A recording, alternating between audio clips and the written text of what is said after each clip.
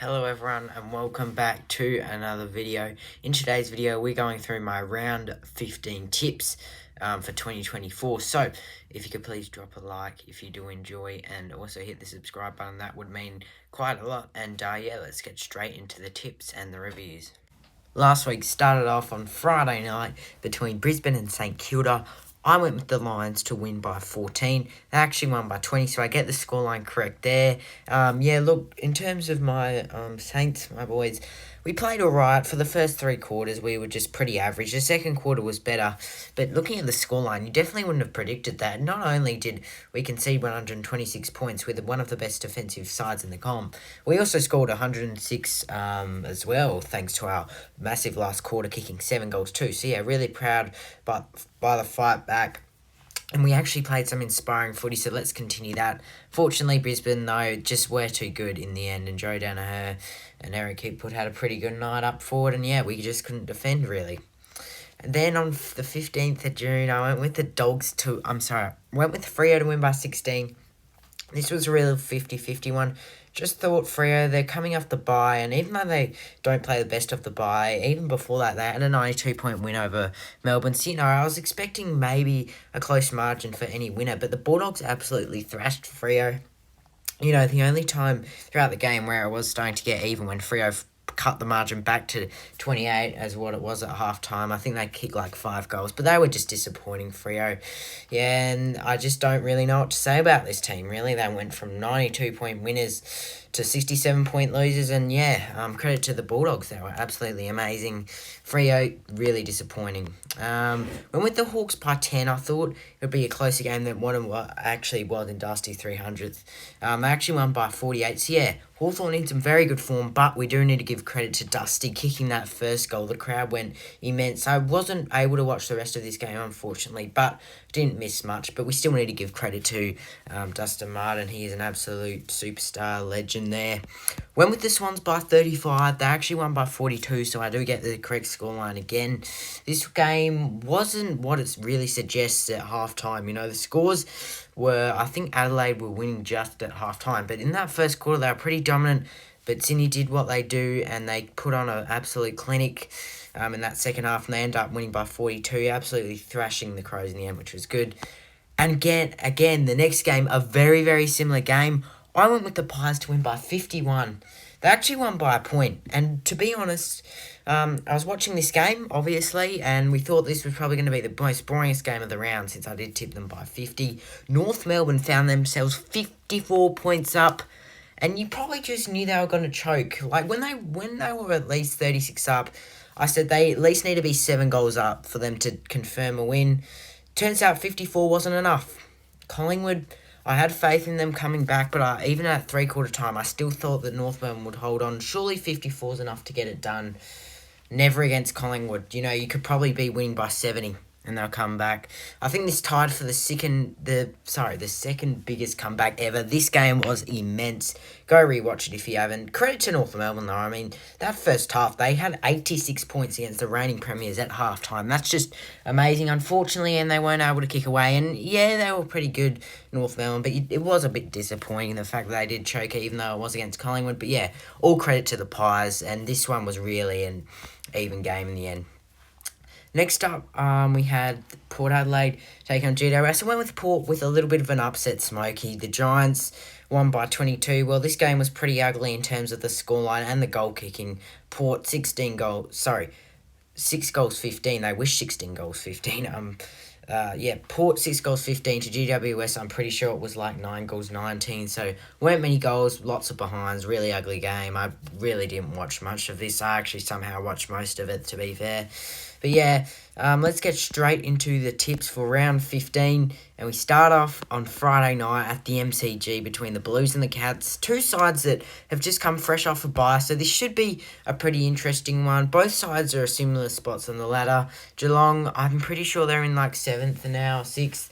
Obviously, that Collingwood win didn't help them. But if we are talking about them, they are on not good form. They did come off a loss against Sydney, and with how they've been playing in the last few weeks was probably their most best performance they've had. I know they did lose that game by like 30 or something, but again, it's sort of like the Adelaide game. They actually were pretty competitive. They were up at halftime, like by like 5 again, but in that quarter time, they're winning by a good 5 goals. It's not in the worst of form, Geelong. They bet Richmond, but they still have been pretty disappointing in these last few weeks. The Blues, well, they've got 3 wins in a row coming off the bye. And in this one, I feel like this could be maybe a Geelong upset.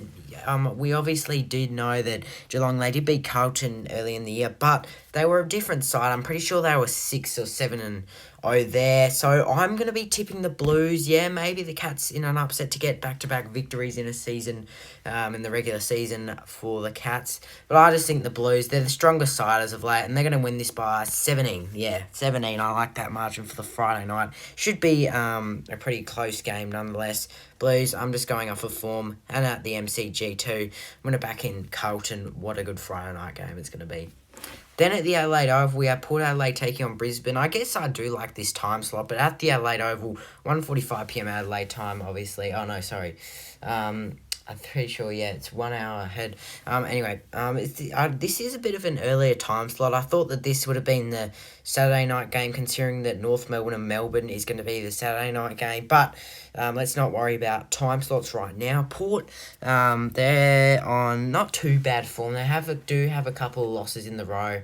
They probably weren't the best against the Giants. They just couldn't kick straight. Otherwise, it probably would have been a closer game. The Giants probably did deserve winning in the end, and they did get that. The Lions, well, they're in pretty good form. They've won 2 in a row, 2 out their last 3, and pretty convincingly against the Saints in that last quarter. They weren't that convincing. They looked like they were going to lose. My boys came back, but they were pretty dominant, so we'll give them that. This one's going to be tough. I just think that this is at the Adelaide Oval. I know Brisbane are in some good form, and I said they'll come good late, but I just think you have to back in the home side here. It's really 50-50. The Power, they've got 2 losses in a row. They lose this, if they had have won yesterday, it would have been second, but if they lose this, they probably could drop out of the top 4. So I'm going to go with the Power to get a victory there. I want a victory there. I want a response. The fans will want a response. So I'm going to go with the Power by 23 points at the Adelaide Oval to get a victory there. Then at Giants Stadium, we have the Swans and the Giants taking on each other. Well, just look at the Swans' record. How many wins is that in a row there? I think they've got like 7. They're 12-1. And their only loss still being to Richmond, which I don't know how, even though that game was at the MCG. It is pretty odd, but really, if the Swans play at the MCG, they could pretty much beat anyone right now. The Giants, well, they're in some, they're not in the best of form, but they did get the win over the Power in a gutsy win, but it was against the Power at home, so it was a good win. Since this is at Giants Stadium, this is definitely going to be a tough task for the Swans, because if they are down at half-time, they can't afford this time. And I know that they always come back to win, because that's what they do, but they're down by like 30 at quarter time. They should be careful, because you don't want to be down by 30 against the Orange Tsunami. Giants, they're a much better team than what the Swans have been playing a couple of weeks. I will give them credit to the Cats, but they're also playing at Giants Stadium, so I'm almost eager to back in the Giants, but I just have to back in the Swans. I don't actually think I've tipped against them all year. There might have been once where I've tipped against them, but I actually don't think I've actually tipped against them all year. I could be wrong on that. I'm going to go with the Swans by a close 2 points. It should be regardless none left, but I think the Battle of the Bridge will end in a close one. Sydney just getting the edge in the end. Then at the MCG on Saturday night, we have Melbourne taking on North Melbourne. Now, coming into this, you'd probably think easy victory for Melbourne here, but with the way that Melbourne's form are in, and North Melbourne, they're actually playing some decent footy. This could be certainly closer than what people think, maybe even an upset. So this is going to be tough. It's at the MCG. The D's, they're coming off the bye, so maybe just a time to regroup. The bye came at the right time for the D's. North, well, they're playing some really good footy. They're in good form. Their last 2 matches, getting that win over the Eagles, obviously. But again, their fourth quarters, they just can't really hold up, really. That's the only issue with them. They were able to kick a big score, which we know their forward line can do. And they have shown that they can be a scary team if they can play for 4 quarters with their young talent. Melbourne, on the other hand, well, been pretty poor in the last few weeks. I'm not going to lie. 38-point loss to Collingwood, their 92-point loss to Freo. So they definitely need the bye. Look, I actually think I said this, if North Melbourne have got the victory against Collingwood by at least 20, I would actually be tipping North in this game, because Melbourne, they're just out of form, and, we saw them when they lost to West Coast, which, looked like a respectable upset loss, but West Coast actually aren't that good at home now. So the D's, they're in some truly bad form, but I am going to tip Melbourne. I hate to do it. I just think that they're the better side. You ultimately have to back them in. I'm going to go the D's by 9. It's going to be a close game, though. I generally think the North Melbourne will put up a good, decent fight. They do get the MCG home and ground advantage. I'm backing Melbourne, not confidently, though. But I think off the bye, I will just do. I'm going to back in the D's by 9. North Melbourne, I'll do a big call. You know what? North Melbourne will lead by 10 or more points at halftime in this one. Let's chuck out a big call there. Then on the Sunday, we have Essendon taking on the Eagles. Now, the Bombers, they've dropped their last 2 respectable performances against Carlton and against Gold Coast. You could arguably say that they should have won that game against the Blues, but West Coast, on the other hand, well, they're in some pretty bad form right now. They have 3 losses in a row, and they're probably much hasn't really changed apart from Harley Reid at the moment at the Eagles. So, yeah, it's going to be a pretty close matchup, even though Essendon are clearly the better side.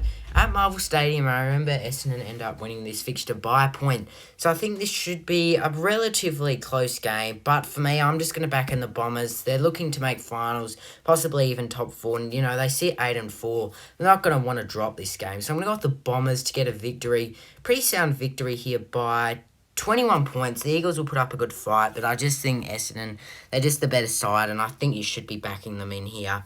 Maybe West Coast for an upset smoky, but I think Essendon just too strong there. We end off our round with Freo taking on the Suns out up to Stadium. Now, the Dockers, obviously, well, we all know what happened last week.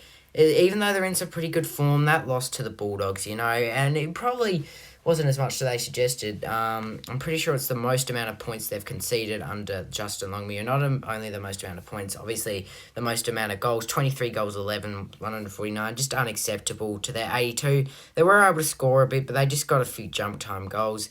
Meanwhile, the Suns, well, they're coming fresh off the bye, and they actually haven't been that bad this year. They just need to get an away victory. And yeah, you could say they probably should have won that game against the Saints, but we do have to remember that the Saints were pretty much the dominant side, and they couldn't score. Obviously, Ross Lyonside is a pretty defensively sound. So this one's going to be interesting. It should be a close game, even though this is at Optus. It's going to be a close game. I said it in my mid-season ladder predictions. I generally think, and the Dockers, they lost by 67 to the Bulldogs. I think the Suns, they're going to take advantage of that. They're going to get their first away win. I know this is at Optus and it may be a bit harsh on Freo. I see an upset sensing. I feel like Gold Coast, they just need to fly a long way to Perth. If they can get the victory, I generally think they'll make finals. I know that they're still a pretty inconsistent side, but if they can win this, it will get their confidence up. You know what? We're going with the Suns victory here. Let's go with the Suns by 13 to get their first away victory at Optus Stadium. So this week I went with Carlton by 17, Port by 23, Sydney by 2, Melbourne by 9, Essendon by 21, Suns by 13. Obviously, we do have a few buys this week. I think we have Collingwood, my side, obviously, which I don't like the buys, by the way. Yeah, I can't remember who else. Obviously, a couple sides, you'll be able to figure it out. Anyways, that's going to wrap up this video. If you did enjoy, please do hit the like and subscribe button. And yeah, we'll see you in the next video.